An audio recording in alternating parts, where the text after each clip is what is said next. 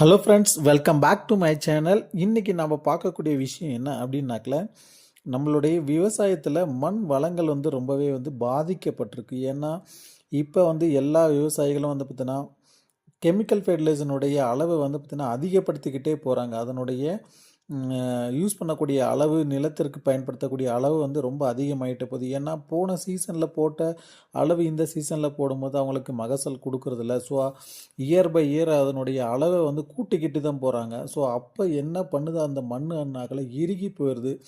So chemical fertiliser நம்ம தொடர்ந்து போட போட மண்ணினுடைய தன்மை டோட்டலாகவே சேஞ்ச் ஆயிடுது. ஸோ அதனால் விவசாயிகள் நிறைய பேர் கேட்கக்கூடிய கொஷின் என்ன அப்படின்னாக்கல, மண்ணை எப்படி வளப்படுத்துறது அப்படின்னு சொல்லிட்டு கேட்டிருக்காங்க. ஸோ அதுக்கு நம்ம பொதுவாகவே பழங்காலத்தில் பார்த்திங்கன்னா பயன்படுத்திட்டு இருந்த முறைகள் தான் பார்த்திங்கன்னா அப்போ எல்லாமே பார்த்திங்கன்னா விவசாயிகள் பார்த்திங்கன்னா நிலத்திற்கு கெமிக்கல் ஃபெர்டிலைசரை போட மாட்டாங்க. அவங்க கிட்ட இருக்கக்கூடிய இலை தலைகளை பயன்படுத்தி அதை பார்த்தீங்கன்னா சேறு உழவு செஞ்சு அதுக்கப்புறம் அதை காய விட்டு மறுபடியும் உழவு செஞ்சு அதில் என்ன பயிர் வேணுமோ அந்த மாதிரி போடுவாங்க. அப்படி செய்யும்போது நல்ல ஒரு மகசூலை கொடுக்கக்கூடியதாக இருக்கும். ஸோ அது மட்டும் இல்லாமல் அவங்கக்கிட்ட இருக்கக்கூடிய நாட்டு எருவை பயன்படுத்தி தான் விவசாயம் செஞ்சுட்டு இருந்தாங்க. இப்போ எல்லாமே பார்த்தீங்கன்னா காலநிலைக்கு ஏற்றவாறு பார்த்தீங்கன்னா எல்லாமே மாறிக்கிட்டு வந்ததுனால அந்த அந்த க்ரீன் மென்யூர் அப்படின்னு சொல்லக்கூடிய பசுந்தாள் உரத்தை நம்ம பயன்படுத்துறதில்ல.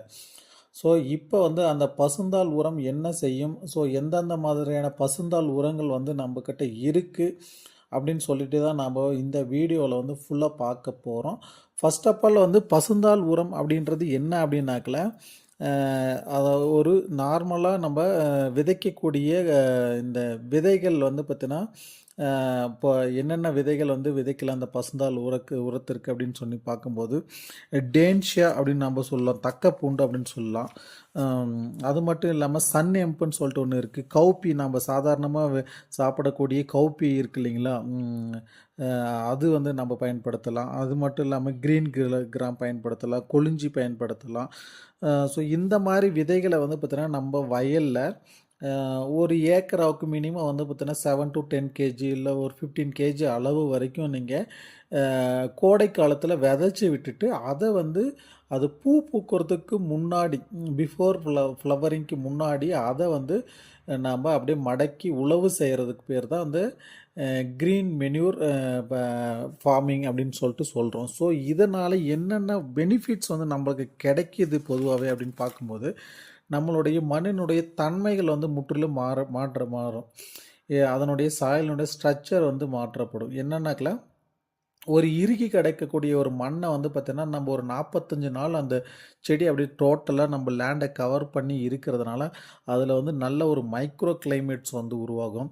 ஸோ அது மட்டும் இல்லாமல் நல்ல ஒரு பெனிஃபிஷியல் மைக்ரோப்ஸ் உருவாகும். நன்மை செய்யக்கூடிய மைக்ரோப்ஸ் ஃபார்ம் ஆகும்.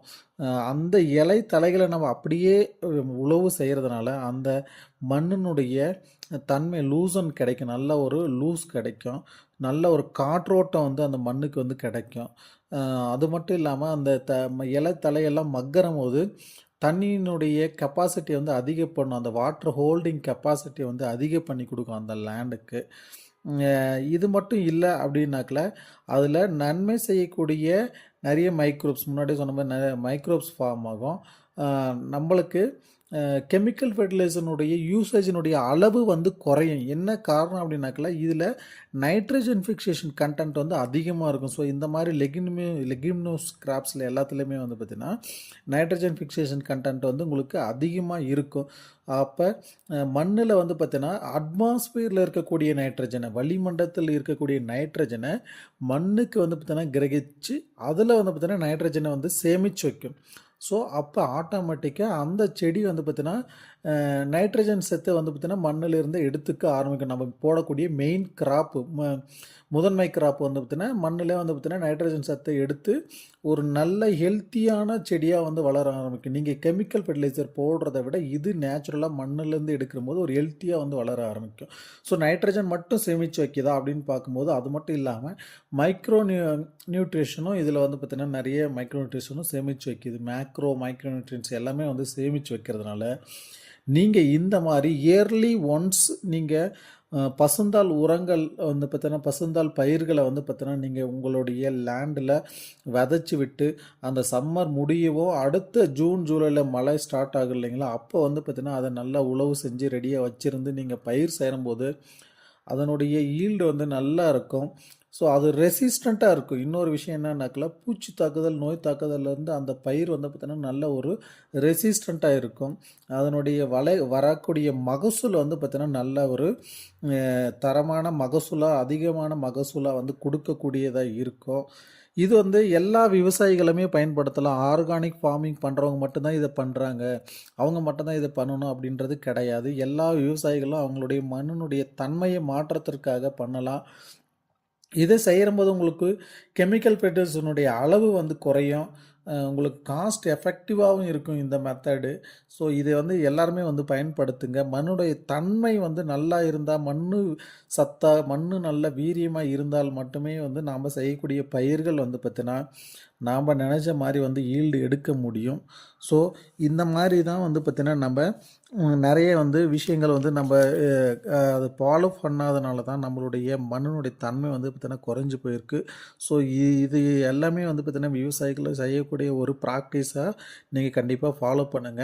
உங்களுடைய மண்ணினுடைய தன்மை வந்து பார்த்தீங்கன்னா, மாற்றி அமைச்சு அதிக மகசூல் எடுக்கிறதுக்கு என்னோட சின்ன ஒரு எக்ஸ்ப்ளனேஷன். Thank you farmers.